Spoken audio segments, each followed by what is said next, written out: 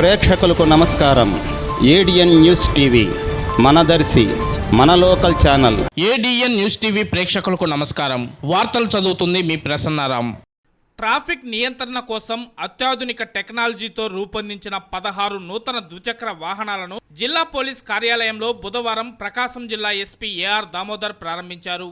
ఆంధ్రప్రదేశ్ రాష్ట్ర DGP office Mangalagiri నుండి వచ్చిన వాటిలో టీవీఎస్ అపాచీ ఆర్టీఆర్ 160cc ద్విచక్ర వాహనాలు 15, రాయల్ ఎన్ఫీల్డ్ బుల్లెట్ 1.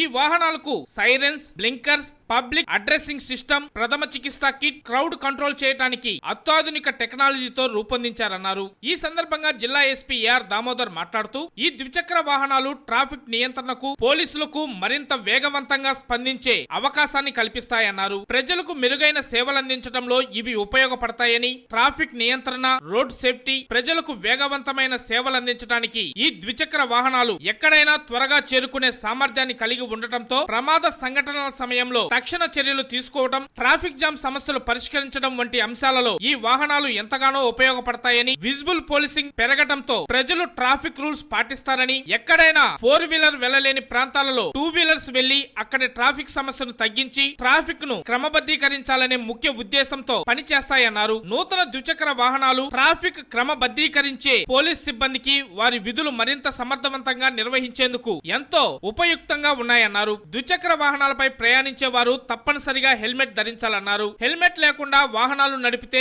ఎక్కువ మంది తలకు గాయం కావడం వల్లే చనిపోతున్నారని, వాటి వల్ల ఎన్నో కుటుంబాలు రోడ్డున పడుతున్నాయని, హెల్మెట్ ధారణతో ప్రమాదాల నుండి రక్షణ పొందవచ్చని, తలకు గాయాలు కాకుండా హెల్మెట్ రక్షణ కల్పిస్తుందన్నారు. ప్రతి ద్విచక్ర వాహనదారుడు హెల్మెట్ ధరించి ట్రాఫిక్ నియమ నిబంధనలు పాటిస్తూ ప్రమాదాల నుండి తమను తాము కాపాడుకోవాలని సూచించారు. ఈ కార్యక్రమంలో additional SP K Nageswararao, AR DSP Srinivasarao, SB inspector Raghavendrarao, Ongole traffic inspector Pandurangarao, Ongole 1 town CI Nagaraju, Ongole 2 town CI Srinivasarao, taluka CI Vijayakrishna, Ongole rural CI Srikanth Babu, Singarayakonda CI Hazarathaiah, IT core inspector Suryanarayana, ఆర్ఐలు సీతారామరెడ్డి, రమణారెడ్డి, ఎస్ఐలు, సిబ్బంది తదితరులు పాల్గొన్నారు.